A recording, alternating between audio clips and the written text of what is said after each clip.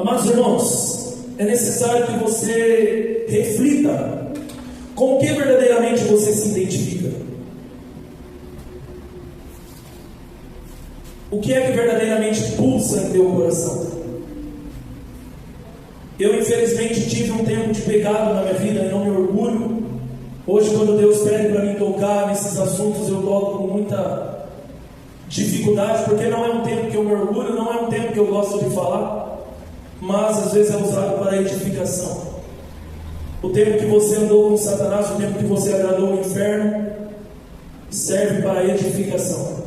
Serve para que as pessoas olhem para você e falem: olha, se ele foi mudado, eu também posso ser. Se ele foi transformado, eu também posso ser. E às vezes as pessoas que nasceram em berço evangélico se enchem de orgulho e soberba para declarar: eu não sou esse tipo de pessoa, eu sempre estive na igreja. Mas muitas vezes sempre esteve na igreja com o pensamento e o coração nas coisas do mundo, com o desejo de viver as coisas do mundo. E a Bíblia diz que Deus sonda a tua mente e teu coração. Então a gente pode vestir toda uma capa, uma aparência de crente, mas continuar cobiçando as coisas da terra, continuar querendo viver as coisas terrenas e acreditar que estamos sendo crentes, acreditar que estamos agradando ao Senhor. Mas maior a sua preocupação deve ser se de fato a tua vida está dando prazer a Deus e não se está convencendo os homens. Nós não temos que estar presos àquilo que os homens estão falando de nós, irmãos. A única preocupação que você tem que ter é o que Deus está falando de você. Porque falavam que Jesus expulsava demônio usando o poder do inferno, usando o poder de um príncipe infernal chamado Beelzebub. Eu estou falando do próprio Filho de Cristo. Se faziam fofoquinhas e intrigas sobre o próprio Cristo, imagina sobre nós. E se a gente ficar gastando tempo preocupado com essas coisas, irmãos do céu, nós vamos deixar de avançar e vamos parar. Mas lembre-se de Neemias: eu já fechei todas as brechas, estou no meio de uma grande obra. Por que é que pararia a obra para descer ter com vocês? Eu não vou descer no nível de vocês, porque eu estou pensando nas coisas do alto. Eu estou buscando as coisas do alto. E nada e nem ninguém vai me impedir de avançar. Então, amados, eu era dançarino de axé e funk, alguns aqui já sabem. Eu usava shorts, regatas geralmente. Gastava horas e horas ensaiando coreografias. Ouvia muito aquelas músicas, consumia muito aquelas músicas. Tomava esteroides anabolizantes para chegar com um corpo apresentável, um corpo que chamasse a atenção. E ali no momento do culto, adorava Satanás com tudo aquilo que o inferno me proporcionava. E depois que eu descia do altar, tinha um banquete de prostituição, onde eu tentava curar a minha carência com uma outra pessoa carente, caindo em um erro, um engano, uma falha, onde a Bíblia declara, Salmos 42:7, um abismo chama outro, acreditando que estava ali satisfazendo alguma coisa, mas na verdade só estava me aprofundando em me afastar de Deus e me perdendo cada vez mais. Só que aquele ambiente era um ambiente no qual eu me identificava.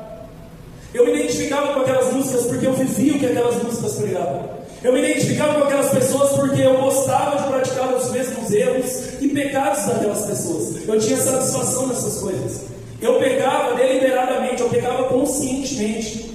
Eu não pecava porque alguém me enganou, como muitos falam, né? Não, a culpa foi do meu pai, a culpa foi do meu namorado, da minha namorada, do meu amigo. Não, a culpa é sua. Você decidiu viver essas coisas. Seja sincero com você mesmo, arrependa-te. Arrependimento é você se colocar como culpado, parar de culpar os fulanos, se libertando e entender que sem arrependimento o Senhor não vai te tocar e não vai te lapidar. Enquanto você continuar falando, eu caí por causa dele, eu caí por causa dela. Não, Senhor, não fui eu, foi a mulher que tu me deste. Está na hora da gente assumir mais responsabilidade na nossa vida. Está na hora da gente verdadeiramente se posicionar, sair do vitimismo e declarar: não, sou um pobre pecador, Senhor, dependo de Ti, preciso de Ti. O bem que eu quero fazer eu não faço, o mal que eu não quero continuo desejando fazer. Não existe bem nenhum em mim, apenas o pecado, e sem Ti eu nada sou, Senhor. A Bíblia diz que as pessoas que se batizavam com João Batista, elas vinham e confessavam o teu pecado. O teu pecado, não é o pecado do irmão. Porque muitas vezes estamos mais preocupados com o pecado do irmão. Diante de Deus você vai ter que apresentar as tuas obras, e não do Edir Macedo, do R.R. Soares, como se declara, do Bolsonaro, do Lula. E as tuas obras, como estão as tuas obras? Quem habitará no santo monte do Senhor? Quem tem as mãos limpas e o coração puro. Como é que estão as suas mãos? Como é que está o seu coração? Como é que está a sua língua? Como é que estão os seus pensamentos? Como é que estão os seus olhares? O que é que verdadeiramente você tem buscado? Quem é você quando não tem ninguém te vendo? Eu declarei que ali tinha altar, ali tinha louvores, ali era um culto, porque eu comecei a entender que este ambiente era de fato um culto ao inferno.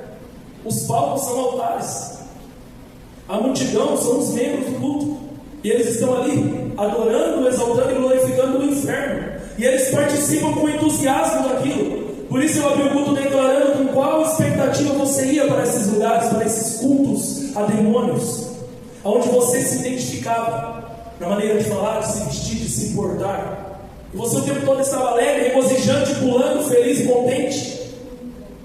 E hoje crente, muitas vezes quando vai falar de Jesus é um desânimo, uma falta de vontade.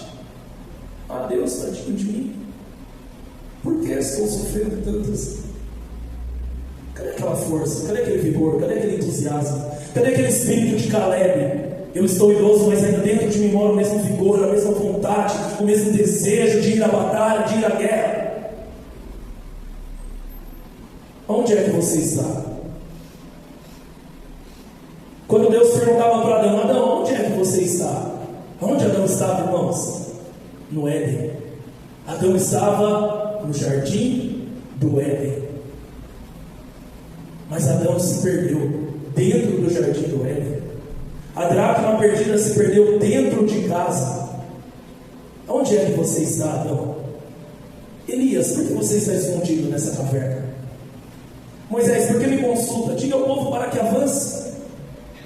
O Senhor já entregou inúmeras coisas para nós, irmãos. O Senhor já declarou que Ele já entregou autoridade, poder, que você já pode realizar obras maravilhosas, maiores do que o próprio Cristo.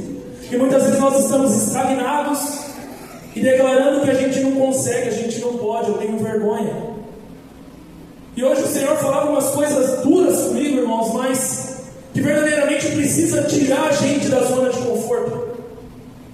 Essa palavra "eu tenho vergonha" não deveria nem estar em nossas bocas, porque quanta coisa vergonhosa você fez no mundo. Quanta coisa vergonhosa você fez no mundo. Se você, assim como eu, viveu imoralidade sexual, um dia você se despiu para um estranho, mostrou toda a tua nudez, mostrou toda a tua intimidade em um ambiente de promiscuidade, talvez em um ambiente público, onde Satanás te levava a banquetes infernais e você se lançava de cabeça na loucura em tudo aquilo que o diabo te apresentava. E hoje Deus fala: olha, fala para aquele atendente no mercado que eu amo ele, e você fala: eu tenho vergonha. Ei, igreja, Jesus está voltando. Até quando vamos ficar nos escondendo? Até quando vamos ficar omitindo a palavra de Deus para aqueles que estão cativos, presos no mesmo pecado que nós um dia estivemos? Até quando, irmãos? Até quando? Qual é o nosso temor ao Senhor? Porque este é o princípio da sabedoria. Satanás quer roubar a tua identidade. Satanás quer colocar no teu coração para que você não se identifique com esse ambiente. Satanás quer colocar no teu coração que naquele tempo você era mais feliz, mais realizado, que aquele tempo era melhor do que o tempo de hoje. Porque Satanás é mestre em querer tirar a nossa identidade, irmãos. Satanás ama isso. A primeira coisa que ele coloca em xeque no deserto diante de Cristo é a identidade de Cristo. Você é mesmo filho de Deus? Você carrega mesmo o que diz que carrega?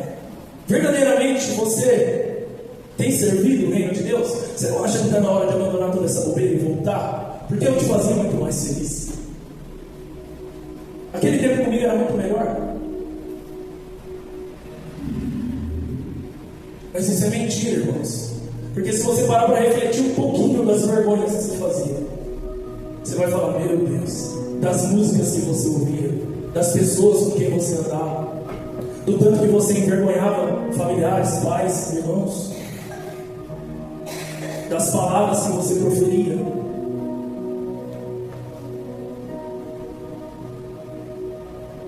Então hoje você não se identifica mais com esse ambiente. Por isso que você não pode ficar ouvindo músicas do mundo, porque você não se identifica mais com aquelas letras que pregam prostituição.